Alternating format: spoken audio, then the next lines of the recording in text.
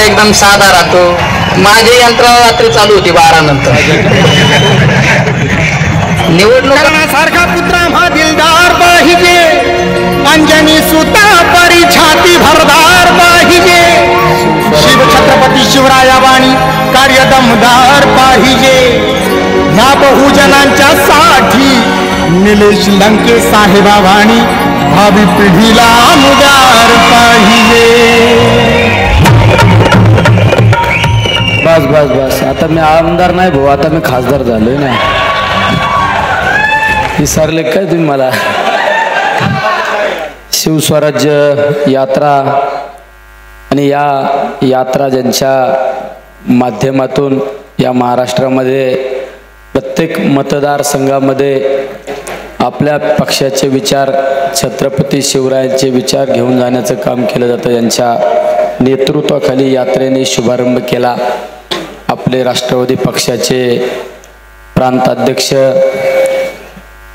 तुमचे आमचे सर्वांचे नेते, आणि टप्प्यात आला की करेक्ट कार्यक्रम करतो असे जयंतजी पाटील साहेब, दुसरे ज्यांनी घराघरामध्ये छत्रपती संभाजी राजांचे विचार पोचवले,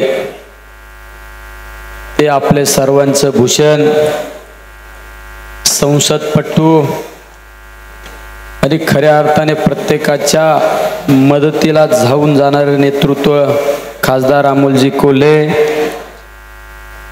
विधानसभेमध्ये आम्ही 4.5 वर्ष ज्यांच्याबरोबर काम केलं असे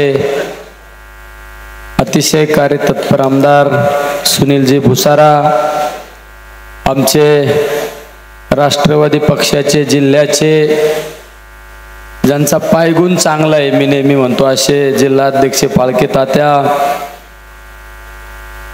आत्ताच ज्यांनी या ठिकाणी आपले विचार मांडले असे जिल्ह्याचे कार्याध्यक्ष, त्यांनी सांगितलं की 1 मिनिटात उरकितो. संदीपजी वरपे, महबूबभाई शेख प्रदेशाध्यक्ष युवकांचे, विद्यार्थ्याचे प्रदेशाध्यक्ष सुनीलजी गव्हाणे, आणि ज्यांनी हा कार्यक्रम यशस्वी पार पाडण्यासाठी आणि आपल्या वडिलांचं छत्र हरपल्यानंतर सुद्धा या तालुक्यातील सर्वसामान्य जनतेला पोरक न सोडण्याचा निर्णय घेतला असे युवकांचे नेते अमितजी भांगरे,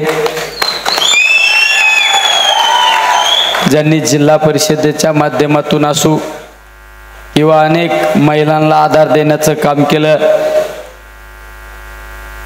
अशा आपल्या सर्वांच्या भगिनी सुनीताताई भांगरे, या भागाचे नेते ज्यांनी आपले विचार मांडले असे देशमुख साहेब.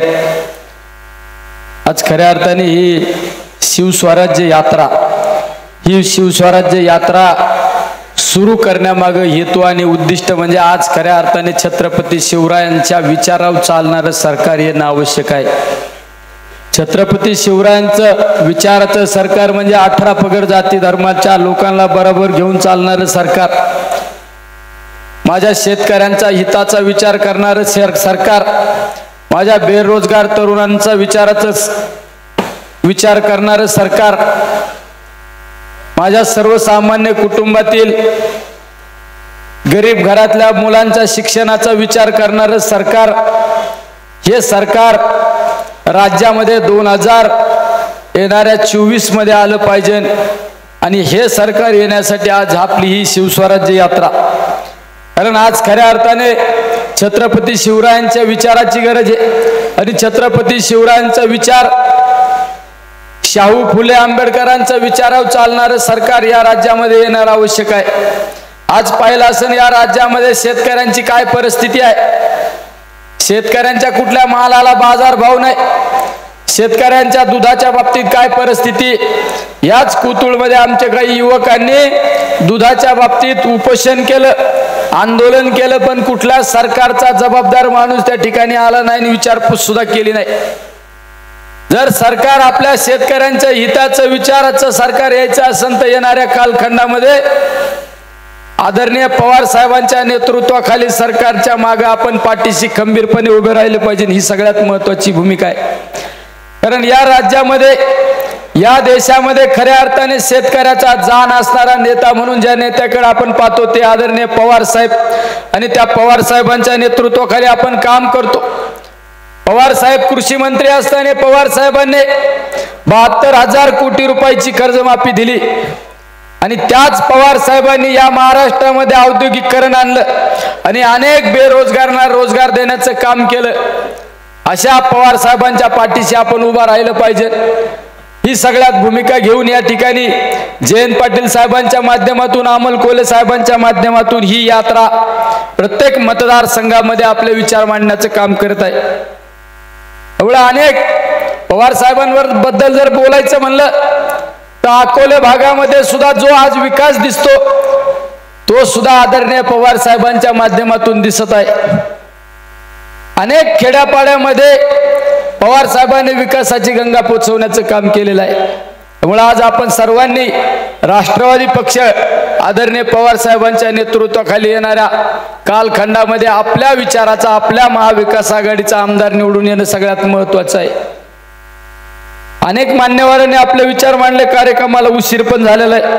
त्यामुळे मी जास्त काय बोलणार नाही, कारण मागून चिठ्ठी येण्यापेक्षा आपलंच बास केलेलं बरं. जाता जाता सगळ्यांना एक विनंती करून जातो, सर्वांनी एकच निर्धार करा, आता थांबायचं नाही.